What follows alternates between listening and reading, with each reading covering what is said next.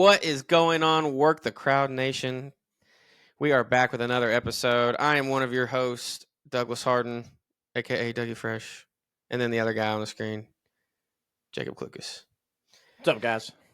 We are going to talk a little bit about the NCAA tournament, have a little recap, and we're going to go over our Work the Crowd bracket that we did on the last episode to see where we are with the Sweet 16 teams. We're going to talk about Rick Pitino. What the hell were you thinking? I mean, seriously? Best player on the bench? I don't know. And then we're going to talk about the transfer portal and how awesome the NBA free, aka NBA free agency is. So let's get into it.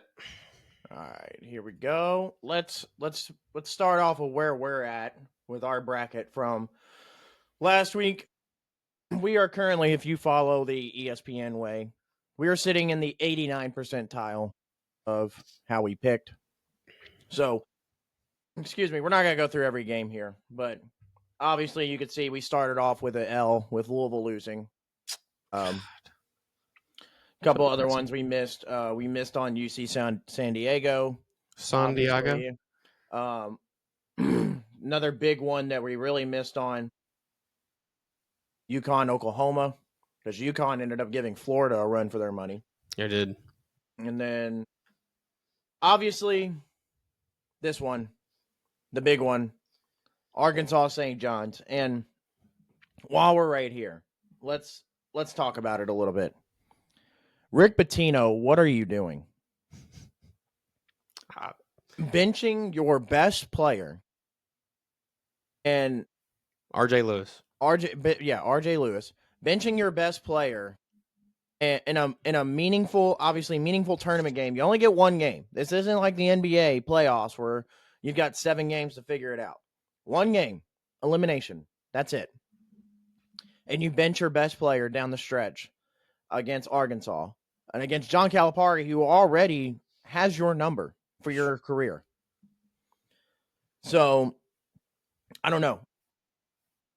I want to get the Louisville fan perspective, as I know he's coached both of our teams before, but what did you make of it? I mean, in the post-game interview or conference or whatever, he talked about because he wasn't playing well, he just benched him. I don't agree. I think with that at all. I think there was something else going on. I don't know. Maybe it could have been an injury they didn't want to disclose, something like that, or he said something to one of the coaches or to him that they didn't want to disclose. You know what I mean? Like, I don't want to like start rumors, but I don't think Pitino's a smart enough coach, especially in the tournament, to be like, I got to play my best player regardless. I mean, you won't see a lot of coaches do that. So the only time I see that happening in my book is if he's trying to punish him. That's it. I don't know. It doesn't make sense to me. We had talked about this a little bit before. You want to do this if you're truly going to ride with it's because he wasn't playing well, or did you see how well he was shooting? If you're going to ride with that, that's something you do in the regular season to kind of make a point. Right. You know, you want to set the tones, make an example of your best player. That's something you do in the regular season. Yep. In the tournament, 1 game elimination, that's not where you try that out at. And especially with your best player. For me, if I'm a coach, my best player, we're in the tournament, whether he's shooting good or not, we got to this point in large part because of him. We ride or die because of him. Yeah. Like, your best shot to win that game was to let him play, regardless if he's playing good or not. I mean, regardless how well he's shooting or not. Again, you're there. I'm not saying that he's the main reason St. John's was good all year, obviously, but he is a good portion of that. And listen, you got there, and like I said, in large part because of him. You finished because of him. And yep, especially for me. So St. John's, to me, their second best player is Kadari Richmond. He had already fouled out. He fouled out of the game with like 2 to 3 minutes left in the game. Once he left, that's 100% when he's got to go back in and finish the game. Yeah. If you think your second best player arguably is just as good, if not better, than your first best player, he just maybe hasn't had, the volume of shots or whatever throughout the year, then sure, maybe you ride with that. But once he goes, the other one's got to go back in 100%. I just don't understand that decision by Rick. Like you said, it has to be something more than just him He not had to have playing done well. something or said something. Maybe, during a maybe timeout or something. maybe he mentioned, I don't know. Maybe he mentioned something we're going to get into later. Maybe he mentioned something about jumping in the portal. Maybe it rubbed Rick the wrong way, that he's maybe players more worried about the portal right now than playing a game. Anything like that. But I don't know. That's just, I feel like you have to come out and say what the real answer is. Because, and maybe Rick doesn't care, but like as a coach, I can't just die on the hill of people thinking I just decided to pull my best player because I'm stupid. I think anybody that knows basketball and played basketball with any coaches is going to know that it wasn't because he wasn't playing well. I mean, I really think that wasn't it. It has to be. Yeah. Especially in this atmosphere in the tournament. Yeah, that makes sense. Moving on, we missed on High Point and Purdue. Purdue moved on. Missed on one of our Sweet 16 teams with Clemson. Another one of them. They're moving on up. Missed on VCU. That was a Sweet 16 team for us as well. They got bounced first round by Wisconsin. And then we were pretty much good for there. So we're sitting at 12 out of 16 of the Sweet 16 teams. So not too shabby. Doug, I know in your bracket, I think you said you have 11 of them left. Oh yeah, let me double check. 1, 2, 3, 4, 5, 6, 7, 11. Yep. So that's 11. In one of my brackets, it's actually not the one I posted on the WTC page, but in my other brackets, I have 15 of the 16 teams left, St. John's being the one that screwed me over. But so your Sweet 16 is set. So we'll kind of move on. ESPN does this thing where they allow you a second chance. Okay. We're not going to take as much time on this one as we did with the last one because our Final Four is pretty much still intact. So I assume we're going to take the same Final Four. But we'll kind of just go through these games. So I'll kind of just go ahead and take care of this part for us real quick. Because our Final Four still intact. So the other games, though, Ole Miss and Michigan State. I think this game can get really, really interesting. Ole Miss is playing really good right now, and they have a lot of offense for Michigan State. So I don't know. We'll see. I think this game's going to be 50-50. I think this game could be a shootout, potentially. I do. In this situation, I want to almost, when the teams are so close, narrow it down to coaching and just trust Tom Izzo. Chris Beard's no slouch either. Chris Beard is a hell of a coach. And I've been kind of riding with Ole Miss this whole tournament. So, I don't know. It's a tough one for me. I really like Tom Izzo and Michigan State, but I've also been saying I think they're not as good as the 2 seed that they are. So, I'm good with going to Ole Miss. I almost want to ride with Ole Miss. Again, it also plays like we talked about with the original bracket. The fact that Ole Miss has been playing in the SEC against all these teams all year, they're more than ready for this position. Florida, Maryland, obviously we have Florida winning, but that's going to be a good game. But I think where Florida could potentially run away with this, Maryland pretty much relies on their starting 5. They don't have much depth, and Florida can go 10 deep. And if they can just outlast Maryland, I think this game out of all of them could be the blowout of the Sweet 16, potentially. Texas Tech, Arkansas. Does the Arkansas what's the word I want to look for? Does the firepower from Arkansas keep going? I really don't. I think this is where it comes to an end for them. Well, and if anybody watched the St. John's game, St. John's and Arkansas game, St. John's was getting shots. They just weren't hitting him, and that was their problem the whole tournament. Was they have no offense. They can't hit shots. Yeah, that's my thing. St. Texas John's Tech can't shoot will either, hit or shots. St. John's. Arkansas can't really shoot either. No. And the problem with that is Texas Tech can. And I've seen Yeah. up close and personal with a John Calipari team that can't shoot. What happens when they run into a team that can shoot? They get ran off the floor. Was it St. Peter's or St. Peter's, Oakland, Kansas State. you ran into that one dude? I was that one dude. Doug Eddert and Jack Golke. Golke. Yeah. So, yeah. So, both have Texas Tech moving on. Duke, Arizona, but I know we have Duke moving on. Now, Arizona's beat him once this year. I know it was in the beginning of the year. But they hate seeing Caleb Love coming Caleb around the Love, corner. man, is playing great. He's gonna have something to say about this. We'll see. I don't know. The way Duke's been shooting the ball, though. Dukes hate seeing Caleb Love. I mean, their track record against Caleb Love is not very good. Tyrese Proctor has been on fire. Yeah, he's the X factor. If he shoots like that the rest of the tournament, I don't see him losing a game. But we'll see. So, Duke moving on. BYU, Alabama. This has a chance to be first team to 100 wins. This is a shootout right here. First team to 100 wins. Yeah.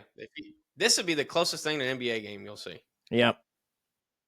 I'm still going to ride with Alabama just because I think once we get down to the nitty-gritty, I think they're a little bit more battle-tested, a little bit more. They have players that have been there before. Yeah. But this is going to be an absolute shootout. Houston, Purdue, I really don't see this one being as close, really. I think Houston kind of runs away with this one. Yeah. Now we get Kentucky, Tennessee, part 3. And if I'm Tennessee, I'm nervous because Kentucky's playing really well right now. Yeah.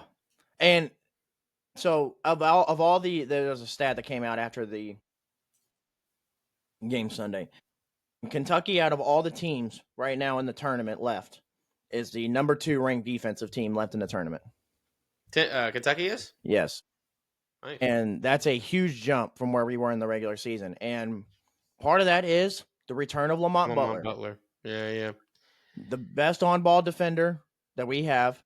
One of the better on-ball defenders in the country. And he's also, obviously helping on offense. Having Lamont Butler and Andrew Carr back, healthy, in the lineup playing, has been the biggest key to Kentucky's turnaround so far. I've been saying I wish the further we went, there was a bigger chance that Jackson Robinson could come back, but he's done. But luckily, Kobe Bryant has got a flamethrower attached to him. He does. He's got a good shooting form, man. I like watching him shoot. There's not a whole lot of people in my lifetime of watching basketball where I watch them shoot just off form, and I automatically just assume it's going in because of the way it looks coming off. He's one of them. Yeah. The way it looks coming off, no matter what, it just looks good. So trying not to be obviously too biased with your Kentucky sweatshirt on. My only thing with this is we get back to Tennessee in the tournament.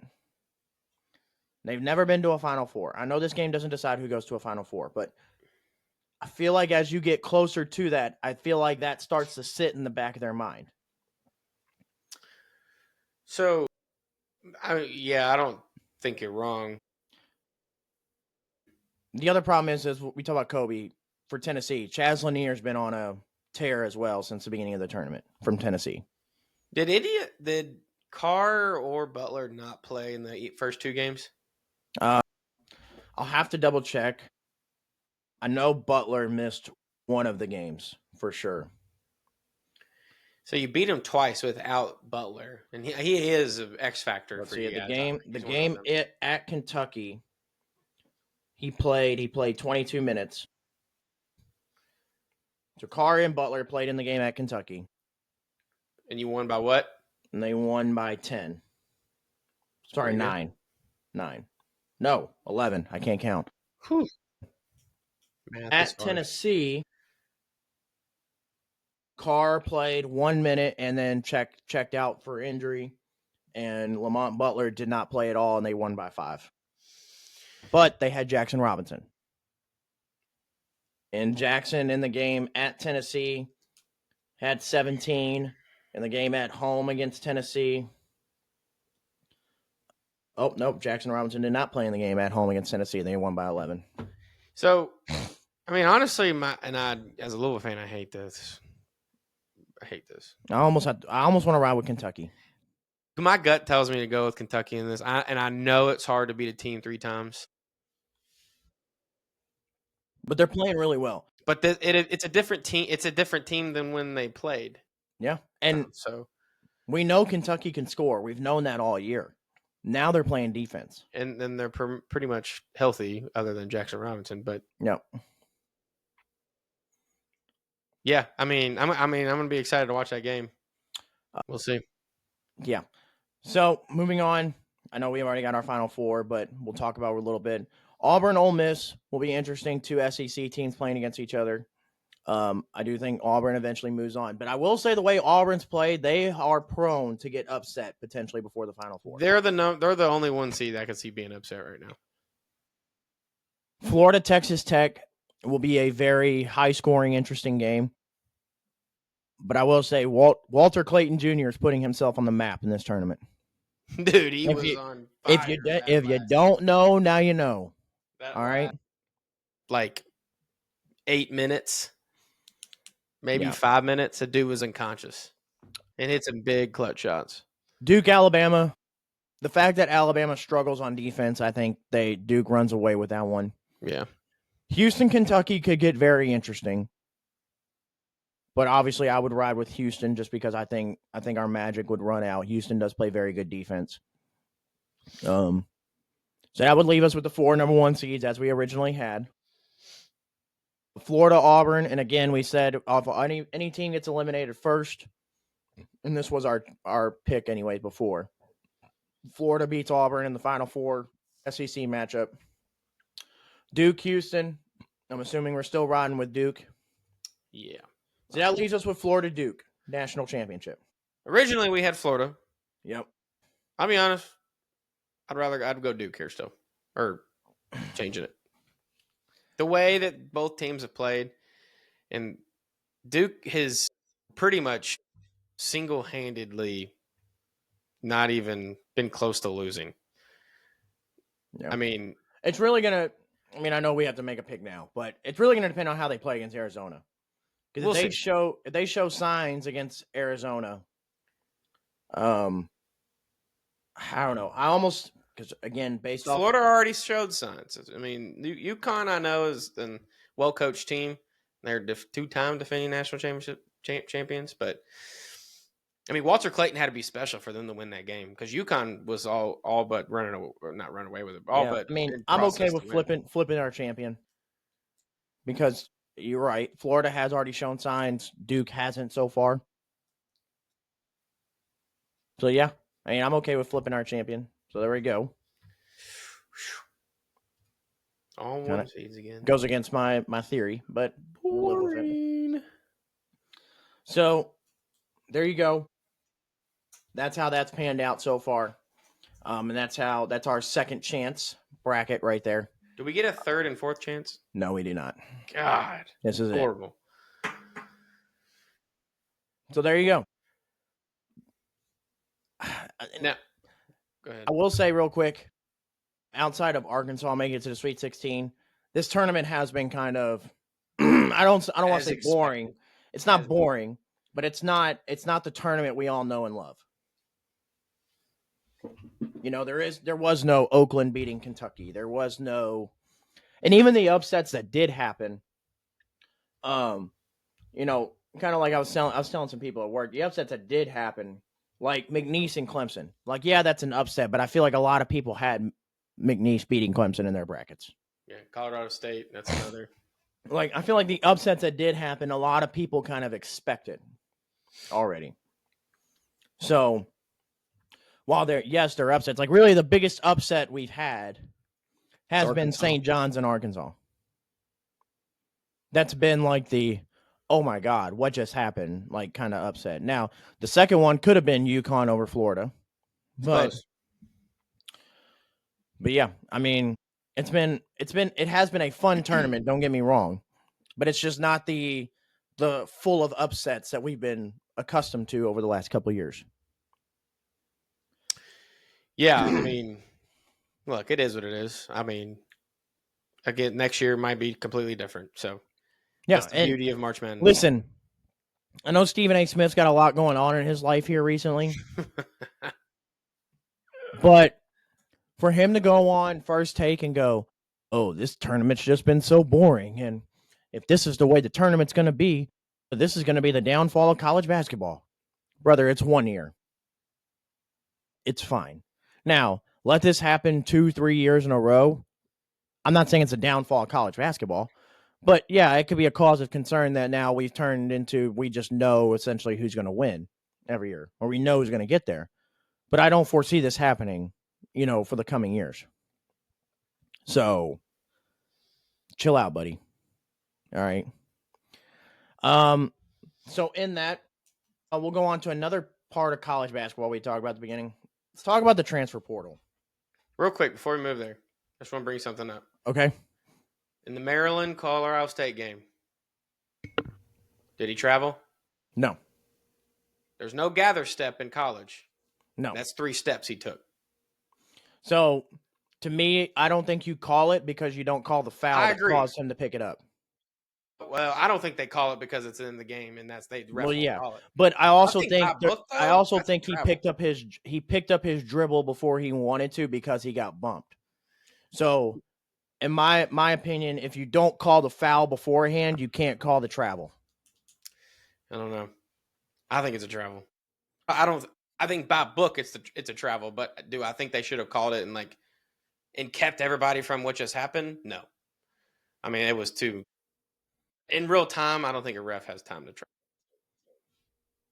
determine it like that. He's probably not even looking at that dude's feet. He's probably looking for a foul. Yeah, he's looking up top. But yeah, I think it's a travel. I saw a lot of controversy on it, but the whole thing was he took a gather step, but there's no gather step rule in college. That's only the NBA. So, anyways, we can move on now. Transfer portal. All right. He traveled. Sorry, transfer portal. I know you said it's like NBA free agency, and it 100% is. Here's my issue. Why the hell does the transfer portal open up in the middle of the NCAA tournament? Again, the NBA free agency do that? No. Or what is it that opens up? There's something else that does that too. No, college football does it. Huh? What? College football does it. No, I'm sorry. I was thinking of I was looking at a tweet by JJ Watt. He was saying, imagine if NFL free agency opened up during wild card weekend. I'm sorry. That's what I was thinking about. Yeah.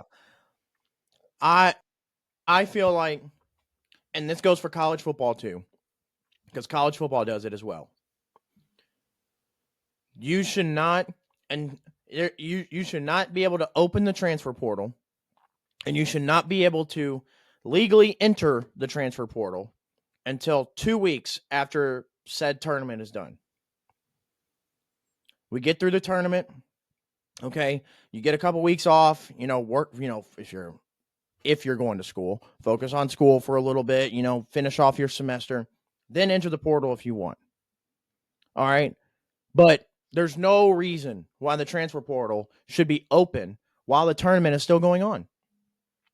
Calipari said it in the interview. He said, Monday, we're going to have to go through meetings about the Sweet 16 and our opponent. He said, then we're going to have meetings afterwards about who's wanting to stay and who's going. That's crazy. That's horrible for coaching. Yeah.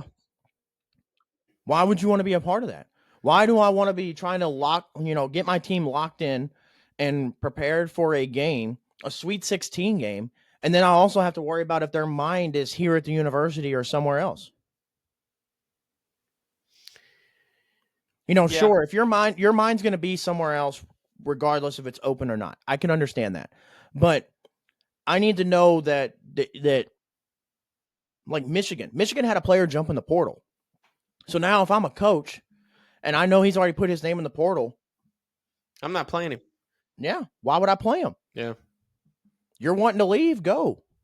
Now, sure, some coaches are going to do, what they call right by kids and say, hey, you can still play. You've earned that right to be here. And sure, I understand that. You've worked hard all season to get to this point, but finish it out then. Don't just say you're leaving and expect to still play.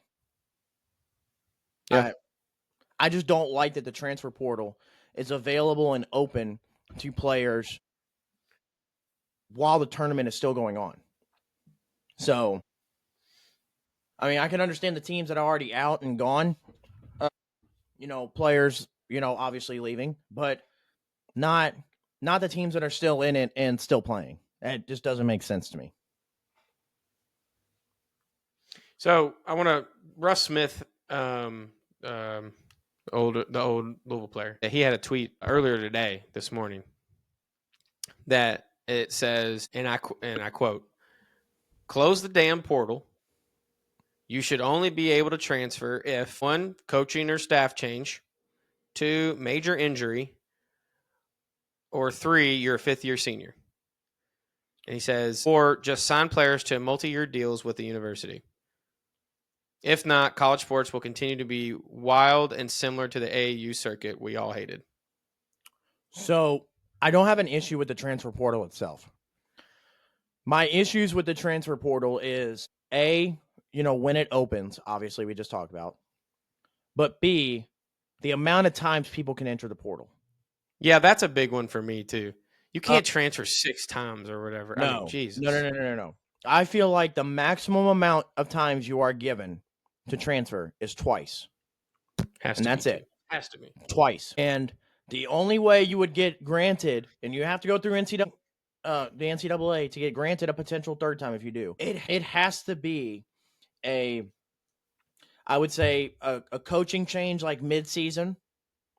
Yep. I would grant, allow a transfer to transfer. Obviously something going on with your family, you need to be closer back home and you're going to go to a school back home. Well, I would say that, or like injury. Like I would say those are considered the same. Something like that. But even injury to me, but what if you like tore your ACL? You're not really sure about your career. You're like, again, same thing. I'm like, hey, I'm gonna move back home closer to family. No, that's different. You're wanting to go back home, that's fine.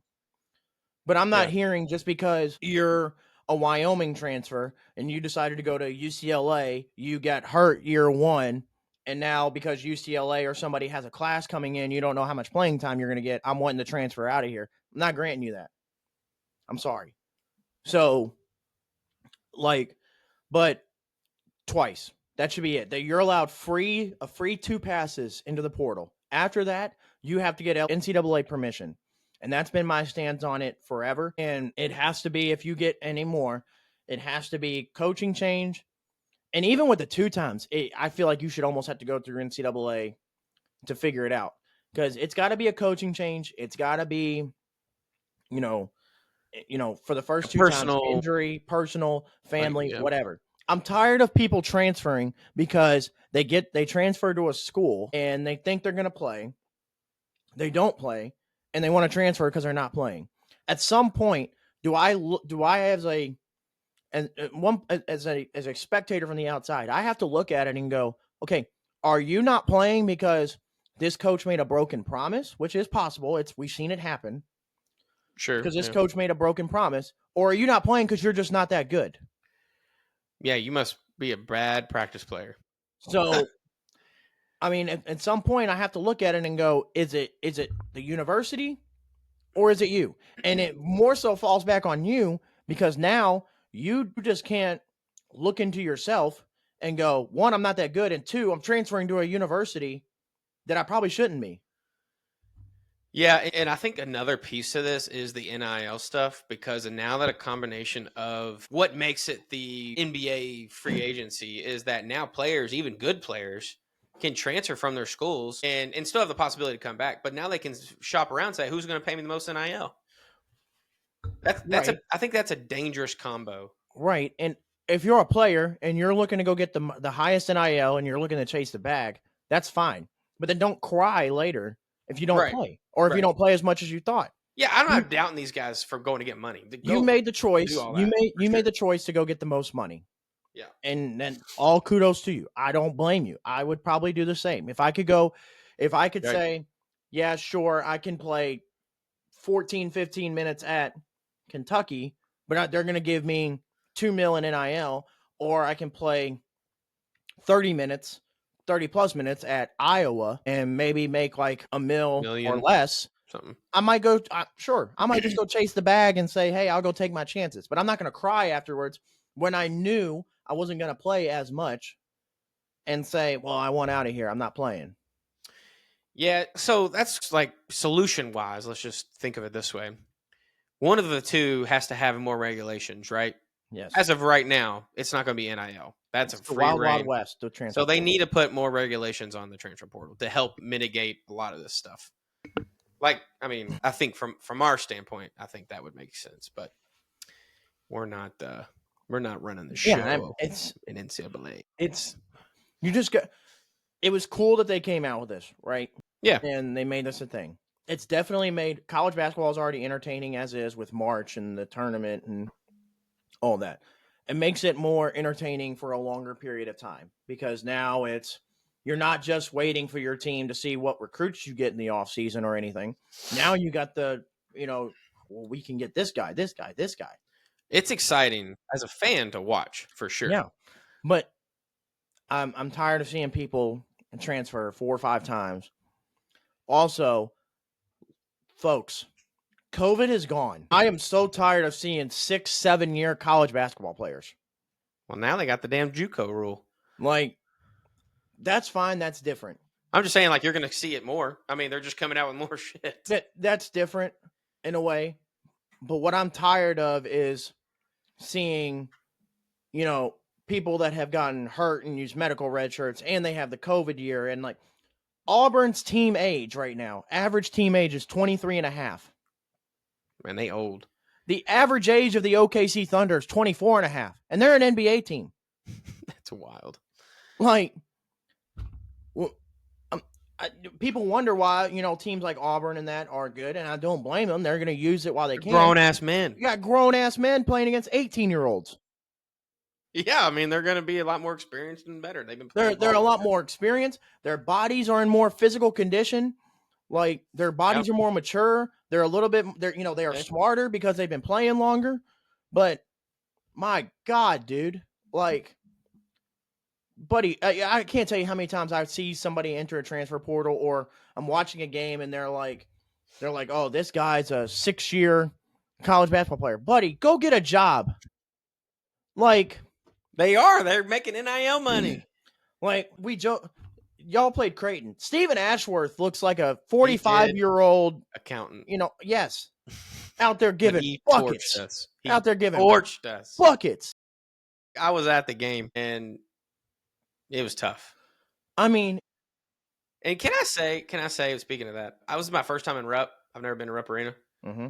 Not that bad. It wasn't that bad. I enjoyed the arena piece. The bathrooms need some work. I know it's old, but the bathrooms need some work. The seating, I know your seats don't. Where I was, it was a little tight, like shoulder to shoulder. But I mean, it felt like a Rupp bigger Arena Freedom needs Hall. to update their seating because the seating is very bleacher high school-esque, still old school. Yeah, but the seat I sat in was like sitting in Freedom Hall. That's what it felt like. Like just older, you know what I mean? But Rupp was a lot bigger and it was loud. Louisville fans had it loud. Yeah. Not that it mattered because, again, that dude was outside of like the Kentucky aspect of Rupp Arena is a historic arena. Like, I was, as a basketball fan, I was kind of excited to go. Yeah. But there was a lot more blue than I wanted. And Creighton was blue. Yeah. Damn.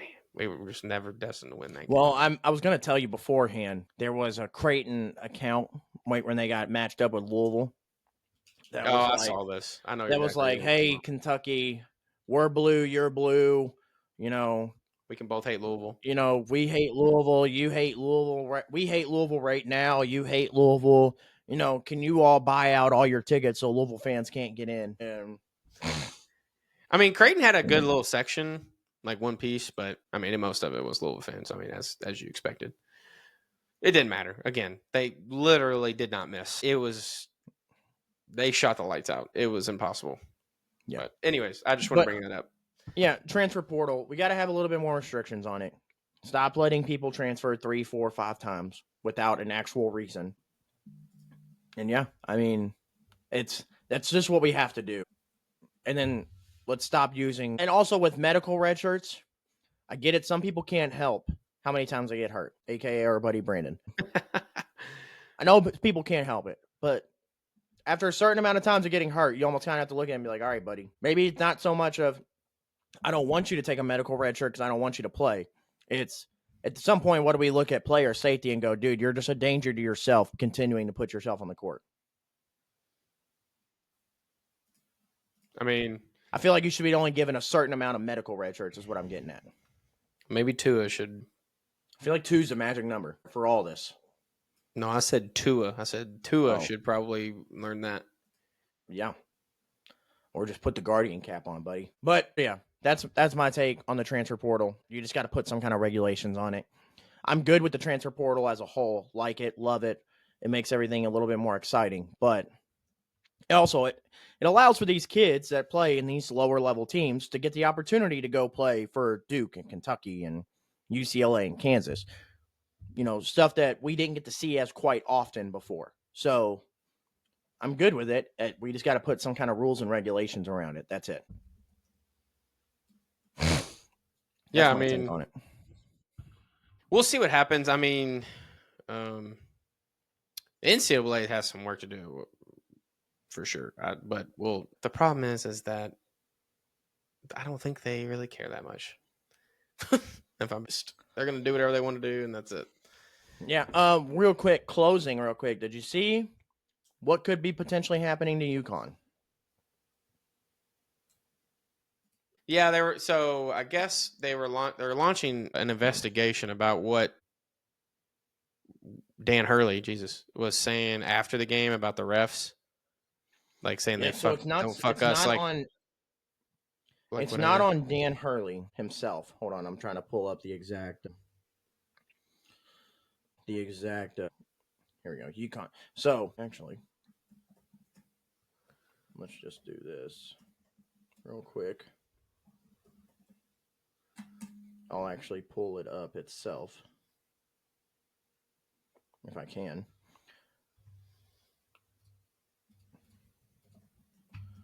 Let's do this. Boop. All right, and then share screen. There we go. So there was this. All right, so afterwards,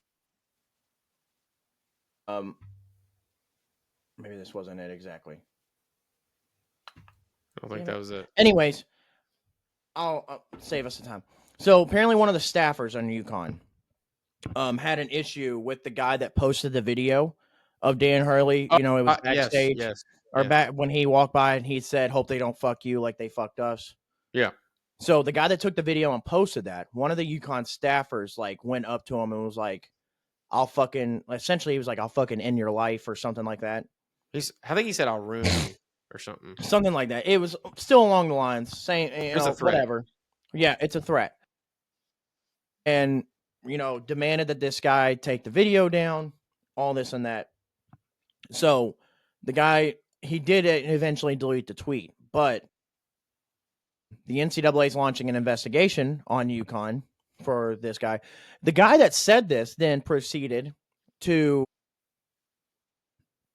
not apologize afterwards. He basically went on and was like, "No, I was 100% right behind this." He was in an area where he wasn't supposed to be as a reporter. He took a video of it's supposed to be. He tried to make it like Hurley was having a moment with his players. Like he was like, "This is supposed to be a time when after a loss when coach is supposed to be able to spend time with his players and be able to say things He freely was without barely people in being back there. He was barely out of the stadium. Yeah, brother, you're in the tunnel. Yeah, what is he Like, talking about? even He's if the reporter didn't get it, a fan may have been able to get it. Right. So the NCAA has launched an investigation on this. They haven't obviously came out with anything, but they're saying there is a possible that obviously this staffer gets fired. Probably.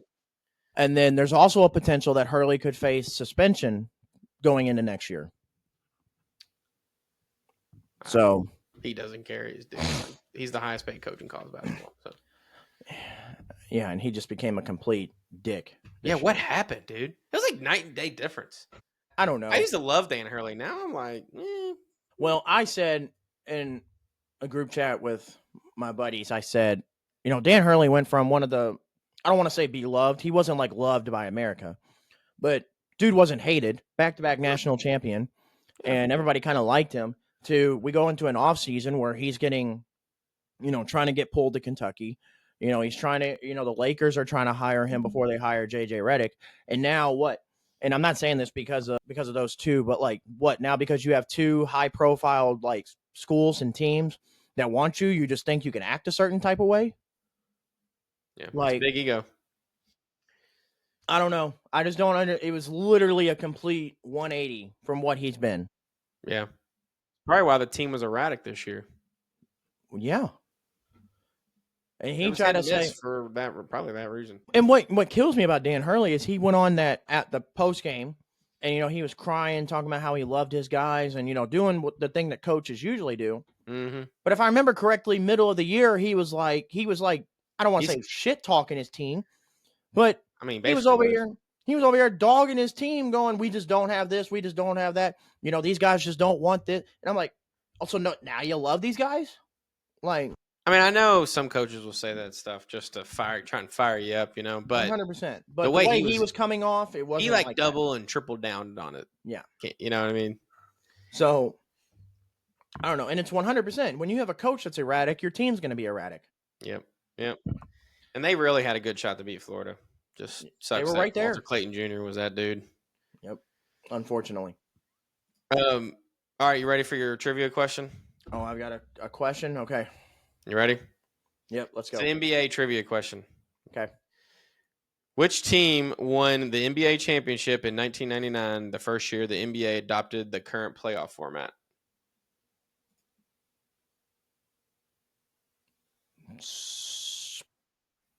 Bingo. Yeah, it was the first year, David Robinson, right? Tim Duncan. Yep. Yeah, because 2000 was the first Laker three-peat, the first of the Laker three-peat.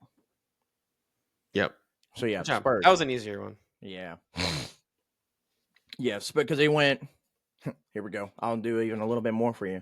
It went Spurs, 99, 2000 through 2002 was Lakers. Then you had Pistons, Spurs. Keep going. Oh, yeah. Then you had Pistons, Spurs, Heat, Spurs again, Celtics, Lakers back-to-back, Mavericks, Heat back-to-back, Spurs, Warriors, Cavs, Warriors back-to-back, Raptors, Lakers, Bucks, Nuggets, and then last year the Celtics. Yeah. Sorry. Yeah, okay. Well, no more bragging. Jeez. Just sorry, your brain's full of knowledge and you have a bracket that's has 30,000 out of whatever million people. Sorry, we're not all as cool as you, dude. Hey, I didn't say anything. Jeez. Okay? I mean, I could see it. I could feel the bragging from here. I just wanted to show off the knowledge just a little bit. You do that every episode, right? No, not always. I don't know. People really liked your breakdown for how to pick a winner. Good. Hope they followed it because they're still alive. We are for now. Till Florida. Doug wanted to flip the Duke as our second chance. I'm telling you, I would have picked Duke. In my defense, I wanted to pick Duke in the first place. Fair enough. It's all right. All right, guys. Well, I think that does it. remember, like, comment, subscribe. It doesn't Spotify, cost Apple anything. Music. Go Doesn't Spotify, cost Apple anything. Music. Go rate the show. That helps us out. And give us a subscribe on that. And then YouTube, make sure you click that notification bell. Also, give us ideas. Let us know what you want to Let hear. us know what you want to hear. We'll talk about pretty much anything within reason. Peace.